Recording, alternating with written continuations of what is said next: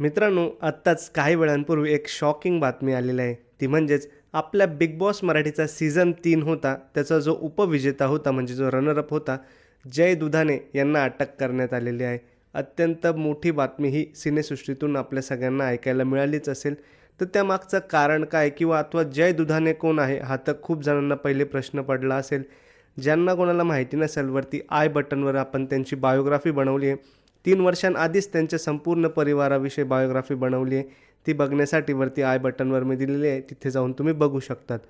नेमकं प्रकरण काय मित्रांनो जाणून घेऊया. जय दुधाणे, त्यांच्या पत्नी तसेच त्यांचा भाऊ आणि त्यांची भाऊजाई हे हनीमूनसाठी दुसऱ्या दिवशी जात असतानाच मुंबई एअरपोर्टवर त्यांना अडवण्यात आले आणि त्यांना तिथेच अटक करण्यात आली. प्रकरण असं होतं की जय दुधाणे यांच्यावर 5 कोटी रुपयांचा अपव्यवहार केल्याची म्हणजेच 5 कोटी रुपयांची फसवणूक केल्याचा गुन्हा दाखल झालेला आहे.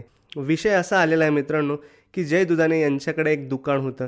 ते दुकान त्यांनी वेगवेगळे खोटे कागदपत्र बनवून अनेक लोकांना विकले आहे आणि त्यातून त्या लोकांना आर्थिक फटका बसलेला आहे आणि त्यांनी ही केस त्यांच्यावर टाकलेली आहे. त्यानंतर जय दुधाणे यांची पहिलीच प्रतिक्रिया आली.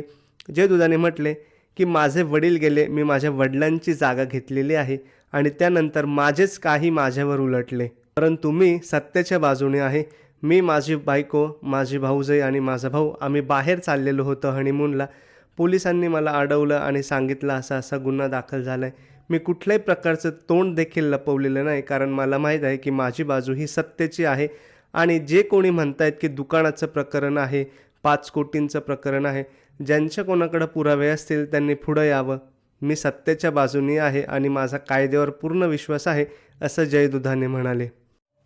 तर या प्रकरणामुळं सिनेसृष्टीमध्ये मोठी खळबळ उडालेली आहे आणि वेगवेगळ्या सिनेतारकांच्या, अभिनेत्यांच्या वेगवेगळ्या प्रकारच्या प्रतिक्रिया आपल्याला बघायला भेटत आहे.